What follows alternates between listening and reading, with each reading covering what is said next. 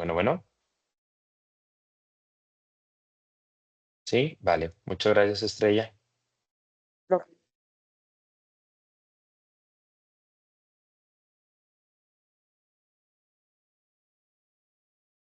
Muy bien, ¿pueden ver ahí mi pantalla? Sí, profe. Ok, perfecto.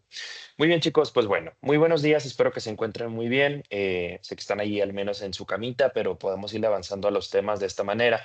El miércoles también nos vemos, o sea, sin problema. El miércoles, pues ya tenemos nuestra última clase prácticamente del ciclo y ya nos veríamos hasta enero nada más para hacer terceros parciales y para hacer exámenes finales. Em, Habíamos platicado un poquito de los sistemas, ahorita nos queda nada más sistema endocrino y sistema nervioso. Dentro de estos, si alguien me pudiera decir de lo poquito que vimos en la clase de adelanto del viernes, ¿qué es lo que se acuerdan más o menos de este sistema?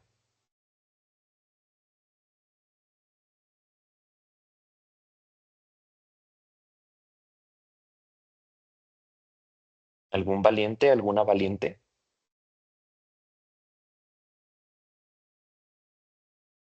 Les encargué por ahí una tarea, no sé si recuerden,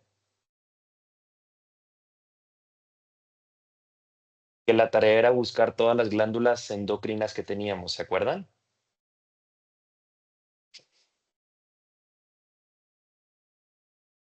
¿Alguien vivo aquí en el chat?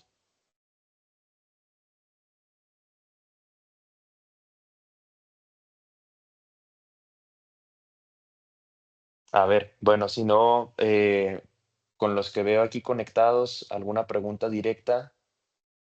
A ver, Melissa Serna, ¿estás por aquí? Sí, Platícame, Meli, ¿qué es lo que pudiste checar de las glándulas del cuerpo? Mm. decía acerca de la glándula del hipotálamo, Ajá, que pues es la que conecta el sistema nervioso con el endocrino. Y ajá, con la materia vimos de que regula la hipófisis y pues esta perfecto. produce hormonas liberadoras. Ojo, entonces ahí estás mencionando dos que son muy importantes. Hay una llamada hipotálamo y otra que va de la mano con otra llamada hipófisis. En la imagen, no sé si puedan ver aquí mi cursor. Déjenme ver si puedo. em,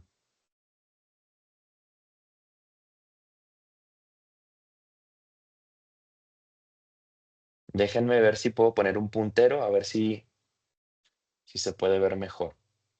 A ver ahí. No, creo que no se puede observar. O sea, lo veo yo en la pantalla, pero no lo ven ustedes.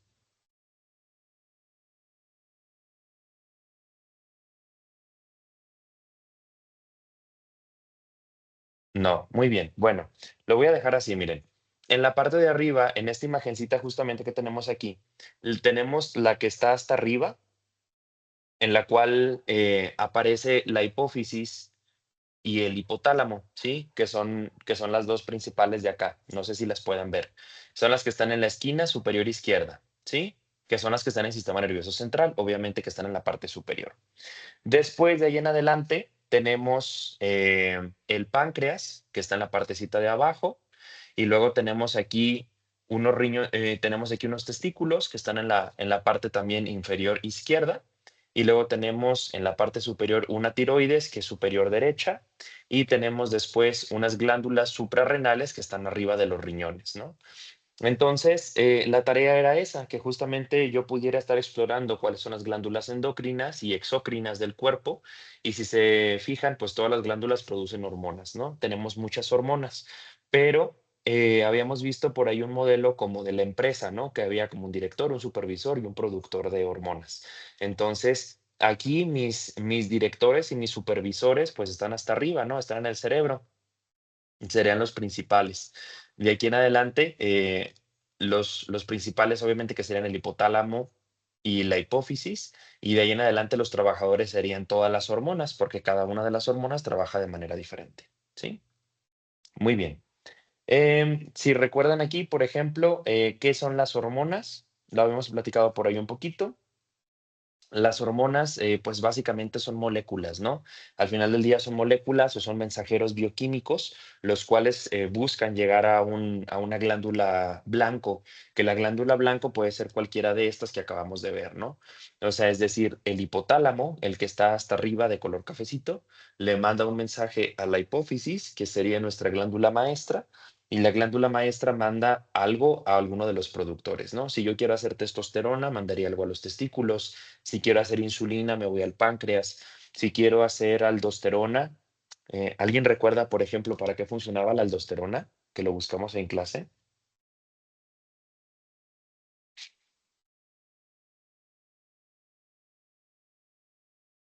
A ver si alguien con ChatGPT me ayuda. ¿Para qué funciona la aldosterona?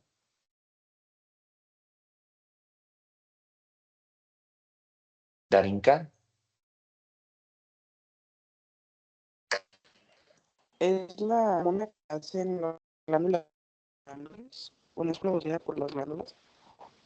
Ajá, es producida por las glándulas suprarrenales llamada aldosterona. ¿Y qué produce?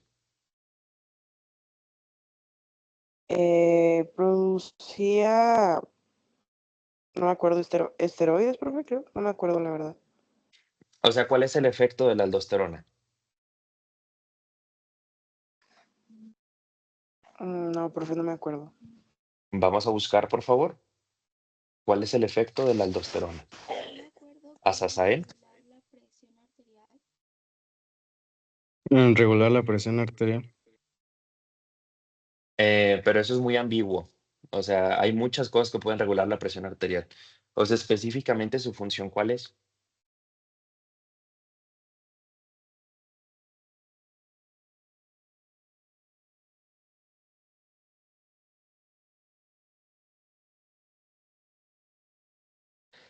¿Cómo regula la presión arterial, Azazael? O sea, estás bien, nada más que quiero que me digas cómo.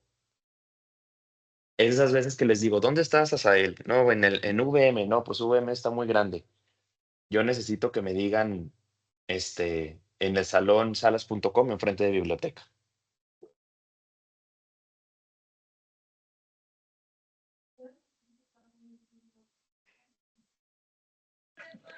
Absorción del sodio. Absorción del sodio, muy bien. Sí, y muy buena canción de fondo también. Sí, correcto, es absorción de sodio. La molécula funciona a través de los túbulos colectores del riñón. ¿Se acuerdan que vimos riñón este parcial y que en la parte final había unos tubitos que eran unos túbulos colectores? Estos túbulos colectores se encuentran en las partes terminales y de ahí me ayudan a reabsorber sodio. Entonces, mientras más agua pueda meter al sistema, entonces el sistema se regula y tengo una mejor presión arterial, ¿sí? Pero funciona a través de hormonas, en este caso la aldosterona. Entonces estamos bien. Muchas gracias a ambos. Habíamos platicado también de cómo se comunican estas hormonas. Sí, recuerden que puede ser que la glándula se regule a ella misma como una comunicación autócrina o que a lo mejor la glándula se regule porque están muy cercanas ambas partes, ¿no? O ambos componentes celulares. Si pensamos tal vez en unos testículos o en unos ovarios, por ejemplo, los ovarios no están cerca uno del otro, entonces no pueden tener una comunicación yuxtácrina. ¿Estamos de acuerdo? Porque no están juntos. O sea, yo tendría que tener toda la glándula junta para que pudiera ser una señal yuxtácrina.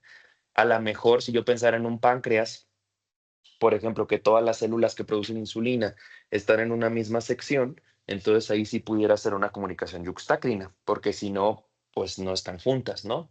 ¿De qué forma se comunican muchas glándulas? Muchas de ellas se comunican a través de la sangre, del torrente sanguíneo, ¿no? Es como una vía endocrina. Entonces, por eso estamos viendo sistema endocrino, porque es endo, porque está por dentro, ¿no? Porque es la parte, interna a través de la sangre que va por el torrente sanguíneo. Entonces, si yo les pregunto mañana en el examen cuántas vías de comunicación hormonal existen, ustedes me tienen que decir 4. 4. Muy bien. Entonces, ¿cuántas vías de comunicación existen? 4. Autócrina, yuxtácrina, parácrina, endocrina. ¿Cuál de las siguientes no pueden tener las gónadas, los ovarios y testículos?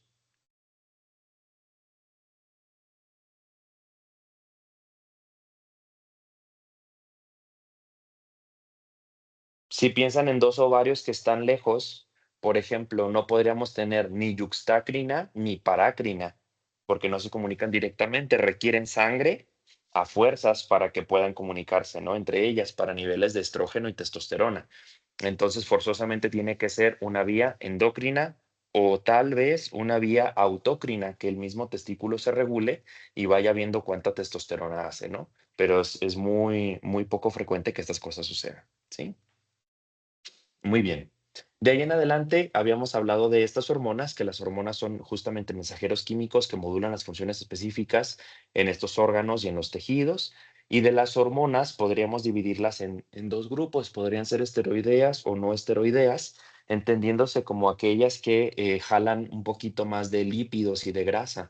Entonces pueden ser esteroideas y no esteroideas. Y cada una puede tener diferentes mecanismos de acción. En este caso, el objetivo es que los receptores lleguen a una célula diana, ¿sí? Cuando yo digo diana, me refiero a un blanco, ¿no? Es como un tiro al blanco en el que llego a la diana o llego al centro de ese tiro al blanco, que les había platicado yo como la diana cazadora, ¿no? El sistema endocrino es muy noble porque siempre nos dice cuáles son los pasos a seguir. O sea, nos dice que siempre tiene que haber un director, tiene que haber un director de orquesta, de ahí en adelante tiene que haber un jefe de producción y tiene que haber trabajadores de producción. Si lo quieren ver así y lo quieren estudiar así, creo que es la manera más sencilla. Siempre tengo alguien que da las órdenes, alguien que las ejecuta y alguien que las produce, ¿no? En el sistema endocrino podríamos traducirlo tal vez, por ejemplo, en un hipotálamo, que es el que mencionaba ahorita Meli, que el hipotálamo es un núcleo cerebral, el cual se encuentra dentro de los ganglios de la base y es el principal regulador o liberador de todas estas hormonas.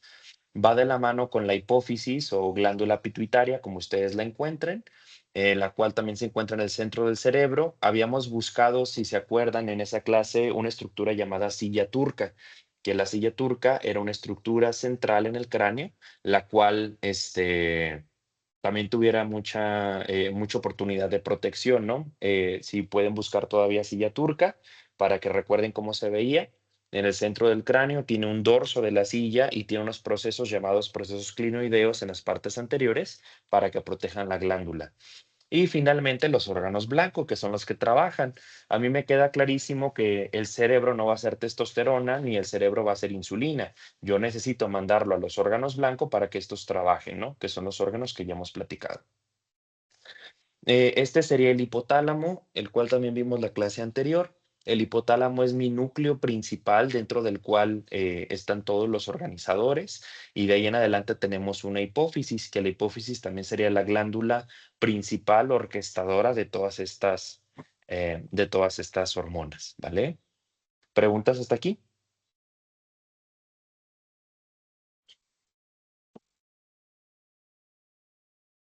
¿No? Muy bien. No. Muchas gracias. Entonces, chicos, habíamos visto esta imagencita que yo les había comentado que era importante que le tomaran fotografía. ¿Por qué? Pues porque justamente son todas las hormonas que puede hacer el hipotálamo. En este caso nos dice el hipotálamo actúa como un regulador de la actividad de todo el crecimiento y del metabolismo.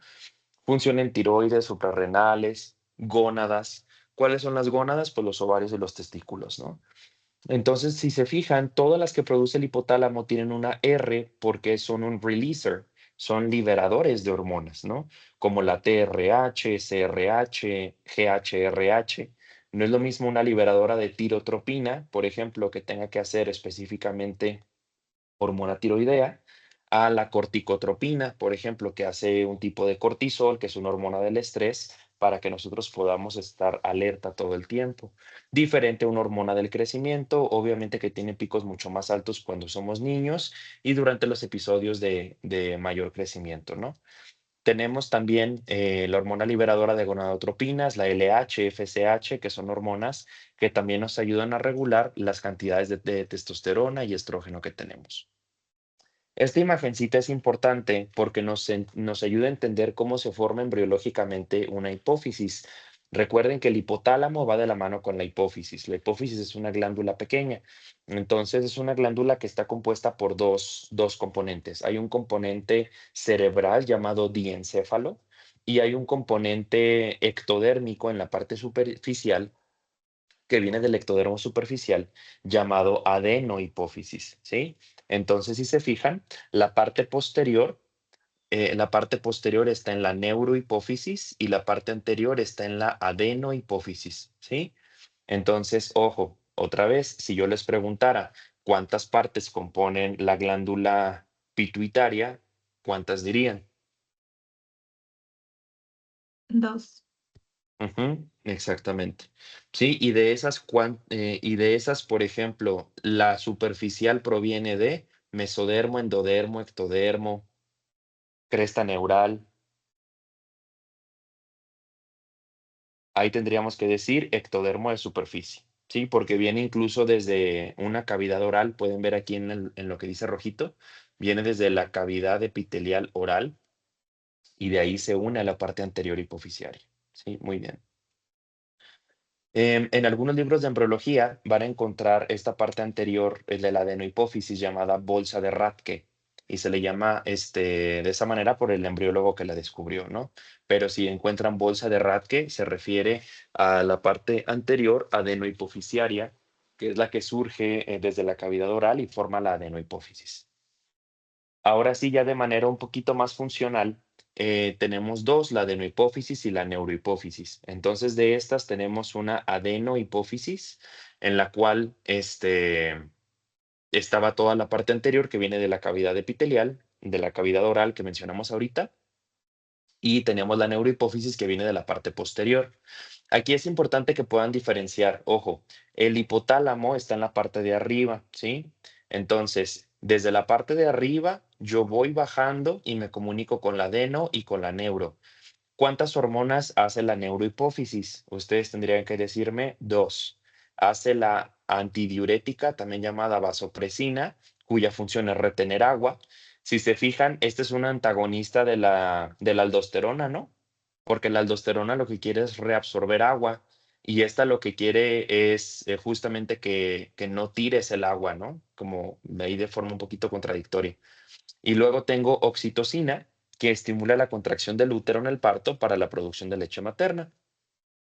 Después tenemos la adenohipófisis, que produce también otras hormonas, dentro de las cuales destacan la hormona del crecimiento, que obviamente pues es la principal hormona para el crecimiento y desarrollo de las personas, más durante los primeros años de vida, ¿sí? La prolactina para producir leche, la hormona estimulante de tiroides, la hormona folículo estimulante y la luteinizante, ¿sí?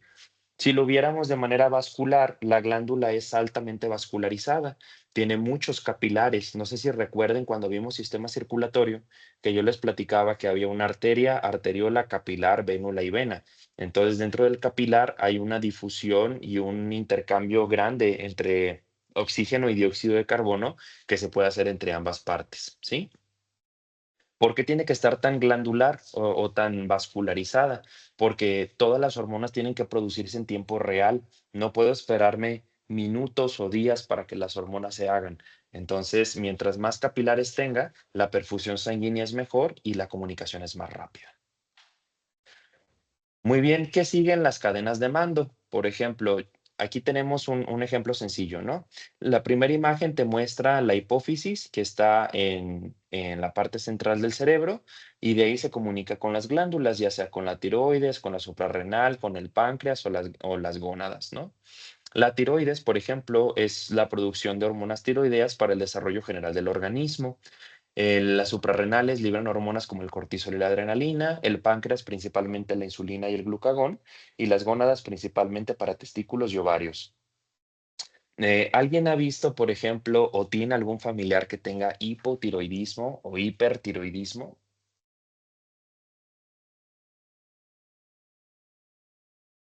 ¿Algún familiar dentro de la audiencia?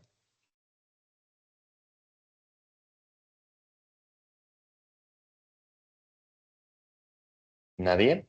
Bueno, por ejemplo, no es lo mismo cuando tenemos un hipotiroidismo en adultos, que ya creció la persona, a cuando tenemos un hipotiroidismo en el que es un niño, por ejemplo, porque la tiroides es una hormona de energía. O sea, mientras yo me quede sin energía, probablemente ese niño no vaya a crecer de la mejor manera. Pueden buscar, por favor, alguna imagencita que diga hipotiroidismo congénito. Se los voy a poner aquí en el chat.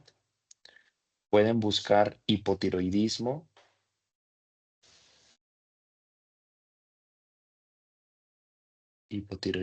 congénito.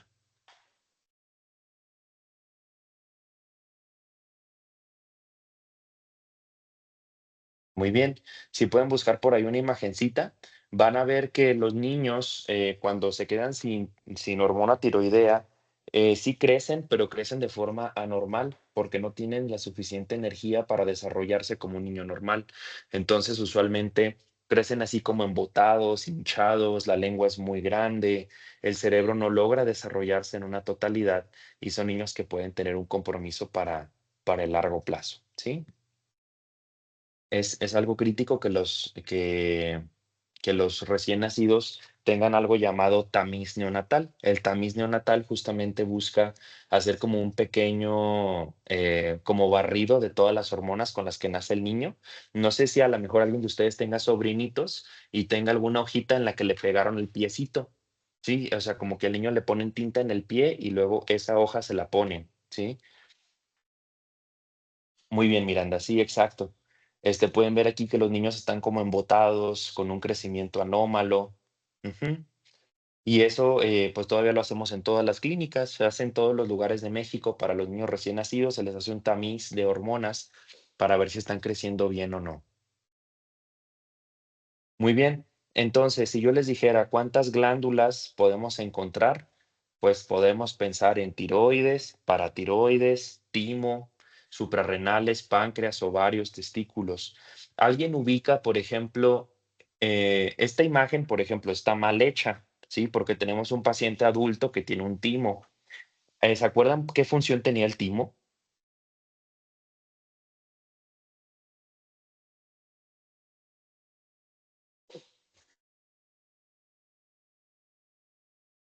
¿Hola? ¿Alguien?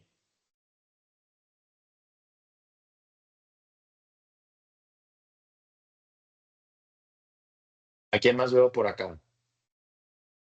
Janet, ¿recuerdas qué función tenía el timo? ¿Estás llevando inmunobiología también? Sí, es donde es la maduración de los linfocitos T, ¿no?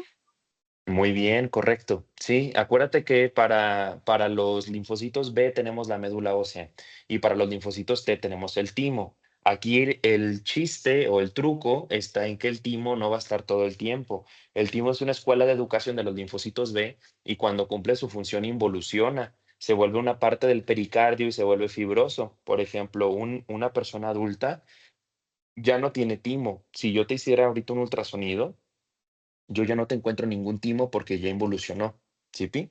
Pero en algún momento sí fue una glándula funcional, ¿vale? Muy bien. Entonces, dentro de la regulación de hormonas tenemos algo llamado retroalimentación negativa y algo llamado retroalimentación positiva. Si pensamos en una retroalimentación negativa, pues es un mecanismo donde la producción de hormonas se inhibe por sus propios efectos, ¿no? Manteniendo el equilibrio o la homeostasis. Supongamos que yo me estoy inyectando testosterona en el gimnasio porque yo quiero participar en un concurso de fisicoculturistas.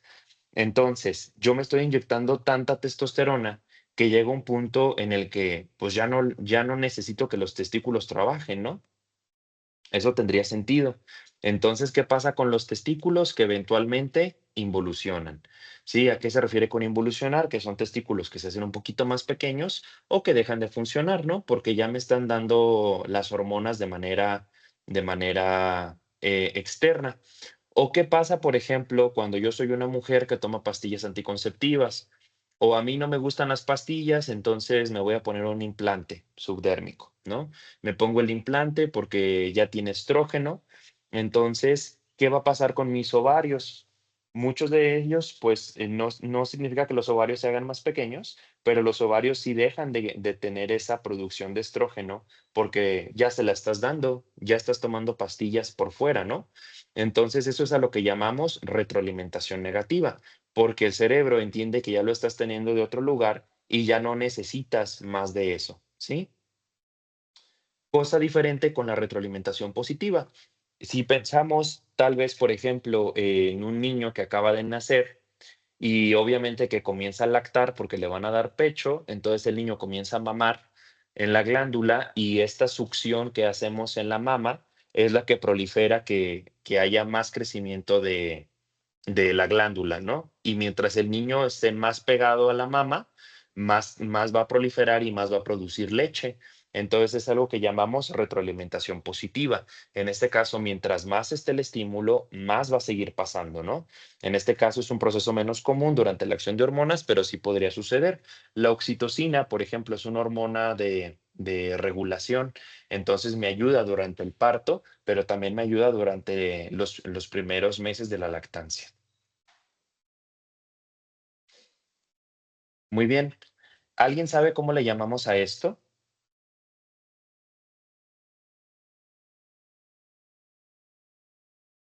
Tiroidismo. Es que se le llama tiroidismo cuando está enfermo. Esto estoy de acuerdo que está enfermo, pero ¿cómo le llamamos a esto? Tiroides. La tiroides es la glándula. Ujú. La tiroides es la glándula, pero todos tenemos glándula. Por ejemplo, Hipertiroidismo. por ejemplo, tanto el hiper como el hipo, los dos pueden crecer mucho. Sí, los dos nos pueden hacer esta bola. Aquí, ¿cuál sería la diferencia? Que el hipotiroidismo, pues tiene, como su nombre lo dice, es hipo, es poquito, tiene poquita hormona tiroidea. Entonces, a veces la glándula crece porque intenta compensar todo lo que le falta, ¿no? Entonces, aquí este paciente yo esperaría que a lo mejor haya subido más de peso, que a lo mejor tenga intolerancia al frío, se le caiga el cabello, se le rompan las uñas, tenga muchos sueños, sin energía, a lo mejor está en un periodo de mejora en su trabajo porque no tiene buen rendimiento, cosas por ese estilo, ¿no? Que son los pacientes con hipotiroidismo. A lo mejor tiene depresión, cositas que podríamos encontrar con ellos y además tiene la bola del cuello, ¿no? Es muy diferente a la mejor un paciente que siente que está corriendo un maratón mientras que está sentado. Puede estar sentado normalito y él siente que está corriendo un maratón y se siente estresado y tiene los ojos un poquito saltones, sudoroso, tiene intolerancia al calor y además tiene la bola. ¿Sí me explico? Entonces, este caso, no sé si es un hipotiroidismo o tiene un hipertiroidismo, puede ser cualquiera de los dos, pero lo que sí tiene es bocio. El dato clínico del crecimiento de la glándula se le llama bocio. Entonces, eso sí tiene, o sea, al menos es lo que sí puedo confirmar, ¿no? Bocio es lo que sí podemos ver en esta imagen. No sé si sea hipotiroidismo o hipertiroidismo, pero de que tiene bocio, tiene bocio. ¿Sí? ¿Vamos bien hasta aquí? Muy bien. Otra de las hormonas importantes es la hormona del crecimiento. Ya quedamos siempre que hay que hay un hipotálamo, que el hipotálamo se comunica con la hipófisis. Vean que el hipotálamo tiene una liberadora que es un releaser, por eso tiene una R, ¿no? Entonces hay un hipotálamo que genera una liberadora de hormona de crecimiento que va a la hipófisis y luego la hipófisis tiene justamente una comunicación de hormona de crecimiento que va directamente al hígado. El hígado genera una hormona similar al crecimiento o se le llama hormona similar al crecimiento tipo 1, que es la IGF-1, y esta es la que sí actúa en todos los demás componentes. Entonces, ahora sí actúa en la grasa, actúa en el músculo, actúa en el hueso y así comienza a crecer de poco a poquito. Así como tenemos algo que la aumente, pues tiene que haber algo que la disminuya. ¿Qué cosas pueden disminuir el crecimiento? Principalmente la hormona llamada somatostatina. Si se van hasta la parte de arriba, la somatostatina bloquea a la hormona de crecimiento y así podemos disminuir la glándula. No sé si alguien de ustedes, a lo mejor alguien que vaya al gimnasio o alguien que le gusten estos temas del ejercicio, ha habido por ahí un boom de los pacientes que hagan ayuno intermitente. Hace unos años empezó a ser muy famoso esto, que dice que el ayunar o el no desayunar o periodos largos de tiempo sin comer proliferaba mucho la hormona del crecimiento y es real. O sea, si yo no tengo si yo estoy constantemente secretando hormonas de hambre, como la grelina, la que viene aquí abajito, entonces eso estimula la hormona del crecimiento. Algo que también se ha visto en estudios científicos es que el sueño también prolifera la salida de hormona de crecimiento. Por eso se dice que los niños que no duermen o los niños que duermen mal son niños que no crecen, porque también pues tienen menos sueño y menos hormona de crecimiento durante los primeros años de vida. Muy bien. Aquí tenemos una imagen interesante. Por ejemplo, tenemos una paciente en la cual vemos que está como hinchada, ¿no? También se ve que tiene mucho crecimiento cutáneo, tiene crecimiento en la nariz, los labios, las orejas, etcétera, ¿no? ¿Cuál es la diferencia en esta paciente? Es la misma paciente, nada más que está en periodos diferentes de la vida. Cuando encontramos algún tipo de cáncer, por ejemplo, o alguna tumoración que esté produciendo esta hormona, pues yo corro riesgo de que se vea así, ¿no? Son pacientes que parecen como Shrek, se ven grandes, se ven como grandes, inflamados. Imagínense que es una paciente que de repente le empiezan a crecer las manos, los pies, le empieza a crecer la nariz, cosas por el estilo, ¿no? Este tipo de pacientes son de alto riesgo porque significa que hay algún cáncer, probablemente algún tumor en el sistema nervioso central, principalmente en la hipófisis, que esté produciendo de más hormona del crecimiento. Un adulto ya no va a crecer. O sea, si yo les doy ahorita hormona de crecimiento a ustedes, ya no van a crecer más, ya no van a ser más altos o más grandes. ¿Qué es lo que les va a crecer? Pues les va a crecer lo que les pueda crecer. En este caso, les crecerían principalmente los tejidos, las mucosas, la nariz, las manos. A los hombres les crecería la próstata, cosas así, ¿no? Entonces, esta es una patología llamada acromegalia, en la cual hay un tumor productor de hormona de crecimiento en la hipófisis. Aquí tenemos el cortisol, por ejemplo. El cortisol es una hormona del estrés, la cual también nos ayuda a mantenernos vivos y en funcionamiento. También tenemos un mecanismo hipotalámico que llega a la hipófisis, va a la parte anterior. Luego de ahí producimos ACTH, que es una liberadora de corticotropina, y llegamos a la corteza suprarrenal para producir cortisol. Te dice el cortisol va a generar un movimiento de glucosa, por eso hace gluconeogénesis para darnos energía, movilidad de proteínas, movilidad de grasa, estabiliza los lisosomas, que son aquellos que destruyen las grasas, y finalmente, ya que llegues a un punto de relajación, hay un punto de alivio y se disminuye esta cuestión del cortisol. ¿Sí? ¿Qué pasa cuando tenemos demasiado cortisol en el cuerpo? Recuerden que no hay una sola área de la vida o del cuerpo que no pueda tener cáncer. Entonces, a veces cuando tenemos algún productor, algún tumor hiperproductor de cortisol, sucede este síndrome, por ejemplo, que es una enfermedad de Cushing. ¿Cómo se ve una enfermedad de Cushing? Pues los pacientes se ven así, se ven como grandes, abotargados, se les llama como rostros de semiluna. Pueden encontrar alopecia, estrías, infecciones por hongos. Son pacientes que a lo mejor pueden durar muchos años hasta que lleguemos al diagnóstico y eventualmente llegan a consulta, pero a veces llegan por depresión o llegan por algún otro síntoma. Y hasta que los comenzamos a explorar, es ahí cuando les encontramos la enfermedad de Cushing. Muy bien, esta imagencita creo que ya la habíamos visto tal vez en primer parcial. Esto es un corte histológico de un testículo, es algo que llamamos túbulo seminífero. Entonces pueden ver que el túbulo pues tiene una parte central, tiene una luz y luego tiene un contorno circular. Entonces, ¿cuál es la principal chamba de los testículos? Producir principalmente testosterona, que lo producen unas células llamadas células de Leydig. Las células de Leydig son estas triangulares que ven alrededor. Por ejemplo, está todo el tubo y hay un triangulito acá en la parte de la esquinita.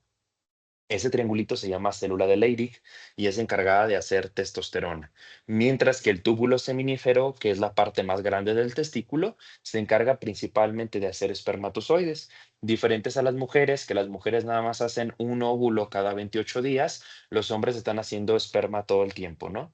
Y en este caso, los espermatocitos, pues también son espermatocitos, espermatogonias, perdón, espermatocitos y espermátides ya maduras y pueden durar hasta 28 días para que sean desde la parte más inmadura hasta la parte más madura. Aquí pueden ver una imagencita que está un poquito más esquematizada.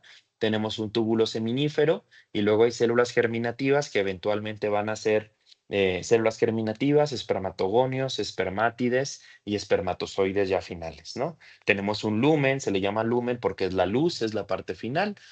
Y las células de Leydig que les mencionaba ahorita, que son aquellas que producen testosterona.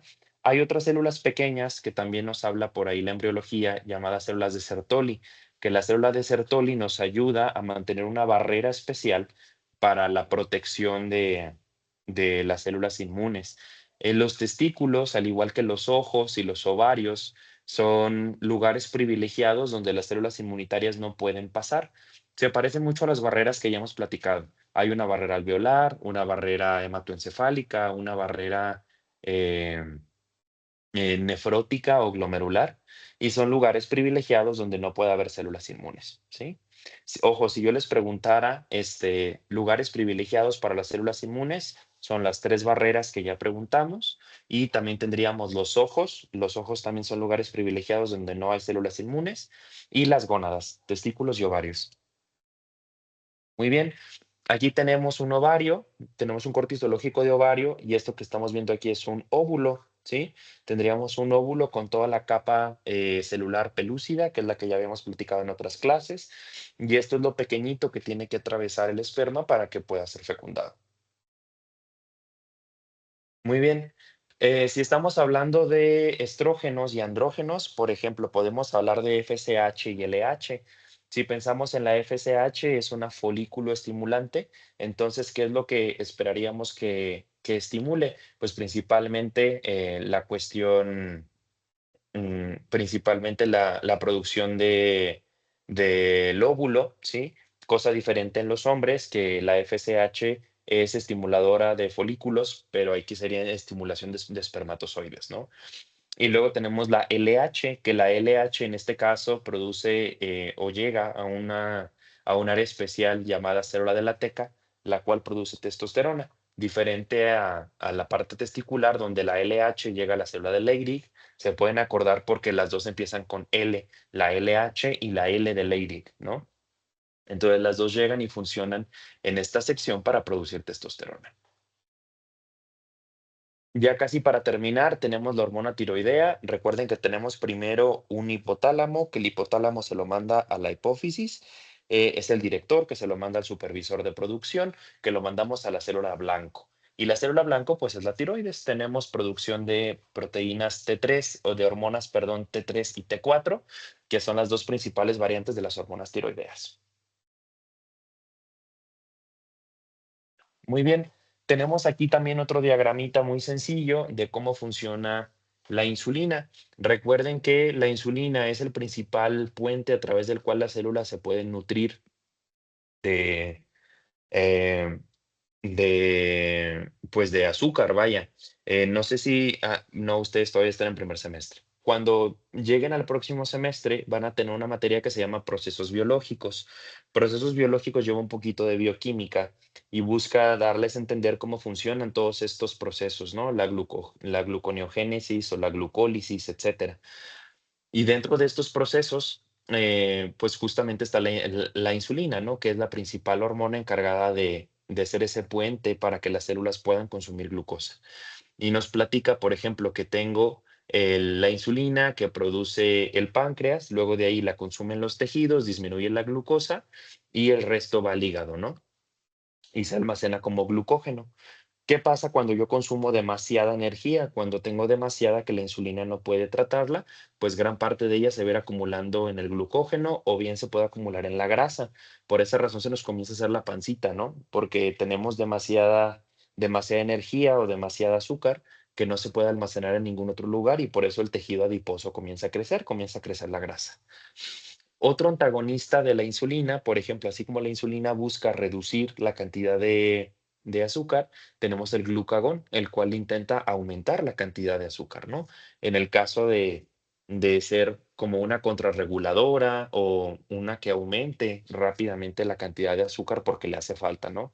Imagínense que a lo mejor son un paciente diabético que se está inyectando insulina en su casa de más, o que a lo mejor no se dio cuenta y se inyectó de más, o que a lo mejor se inyectó y luego no desayunó, corre mucho riesgo de que a lo mejor se pueda desmayar en los próximos minutos o en las próximas horas.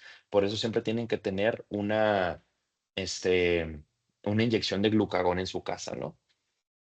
¿Cuál es la enfermedad que más frecuentemente se relaciona con el páncreas? Conocida por todos nosotros.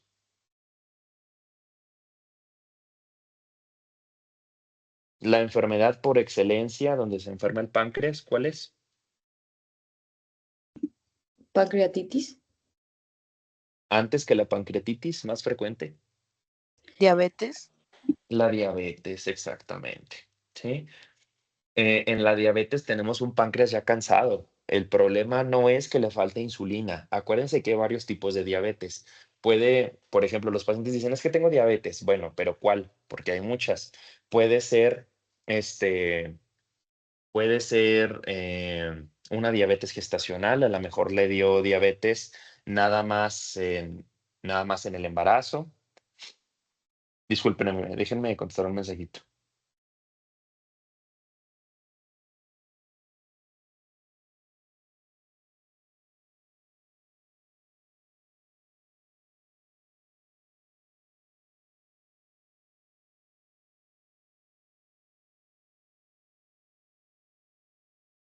Perdón. Este, tenemos diabetes gestacional, que es la que se puede dar durante el embarazo. Tenemos los diabéticos tipo 1, los cuales son los que pues tienen una diabetes autoinmune, ¿no? O sea, en los cuales desde niños se tienen que estar inyectando insulina. Probablemente conozcan a alguien que tenga esta condición. Y los más frecuentes ahora sí son los diabéticos tipo 2, ¿sí?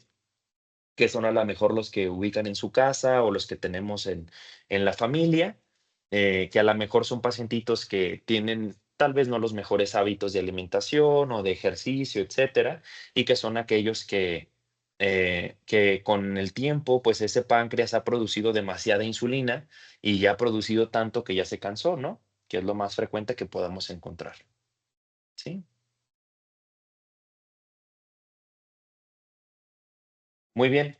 Las patologías hormonales son bien frecuentes. La verdad es que las van a encontrar en muchos pacientes. Sobre todo lo más importante es, pues como tenerlas en cuenta o tenerlas en el radar, porque muchas veces las pasamos por alto y a veces el paciente puede ir por depresión, por ejemplo, o sea, el motivo de consulta es que estoy triste, ¿no?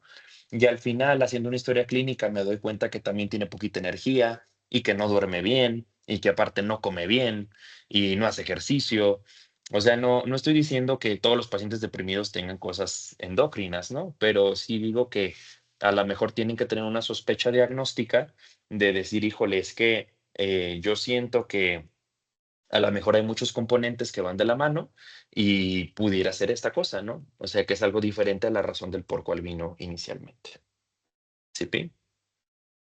Muy bien. ¿Alguna duda, pregunta?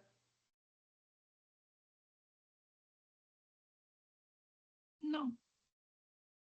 Muy bien. Entonces, por favor, recuerden que a grosso modo, de manera embriológica, es importante que yo sepa embriológicamente que la pituitaria o la hipófisis está hecha de dos componentes. Hay un componente adenohipoficiario y un componente neurohipoficiario. Y entre los dos hay una parte anterior y una parte posterior. La posterior viene del cerebro, la anterior viene del ectodermo de la bolsa de Rathke. De ahí, ¿cuántas hormonas hace cada uno? O sea, hay una que hace dos, hay otra que hace cinco. De estas cinco, ¿a dónde van? O sea, ojo, eso tengo que estudiarlo. De estas cinco, ¿a dónde van? No, pues hay una hormona del crecimiento. ¿A dónde va la hormona del crecimiento? Al hígado. ¿Y del hígado a dónde va? No, pues de ahí va al hueso y a la grasa y al músculo. Ah, bueno. ¿Y la hormona tiroidea? Porque aquí había una liberadora de tiroides y luego aquí hay una TSH. Una es TRH y otra es TSH, que es el director y el supervisor. Entonces, bueno, la hormona de tiroides, la TSH, entonces viaja finalmente a la tiroides. Y la tiroides luego ¿qué produce? Pues produce dos hormonas, o produce la T3 y la T4. Y así, les digo, o sea, no está difícil endocrino, solo es cuestión de ir siguiendo el diagrama y que tenga sentido para mí, que cada uno de los componentes se vayan uniendo para al final producirlo, ¿no? Igual con las demás hormonas, si pienso en insulina o pienso en testosterona o alguna otra de las que ya mencionamos, ¿sí? La vasopresina, por ejemplo, ¿sí? La aldosterona o alguna otra hormona, ¿sí? Muy bien, ¿tenemos dudas, preguntas? Ok, para los que se comenzaron a unir ahorita, chicos, apreciaría si me pudieran apoyar, por favor, con la encuesta que les pasé por el chat. Es muy importante que contesten, por favor, su encuesta de evaluación docente, porque es un punto importante para la recontratación de sus maestros. O sea, yo no sé, obviamente que sus docentes son contratados por mí y ellos ya tuvieron una entrevista conmigo y hacemos una clase modelo y hay otros componentes, pero yo no sé cómo les está yendo a ustedes en sus clases. Entonces, apreciaría que tomen esta evaluación docente a conciencia y ustedes vean si realmente voy a calificar a este maestro con un 8 o con un 10. Yo le voy a poner un 10 porque es excelente. O yo le voy a poner un 6 porque la verdad no, tiene que mejorar. Pero lo que no quiero es que luego rellenen todos los espacios así como por llenarlos, ¿no? Por decir, ay, bueno, ya 8 a todos porque ya quiero terminar. O sea, háganlo a conciencia y contesten todo de manera honesta. ¿Vale? Muy bien. Hasta yo 10. Les comparto el video de esta grabación y nos vemos el miércoles para nuestra última clase, ¿sí? Bonito fin de semana, cuídense. Gracias, profe. Bye. Gracias, doctor.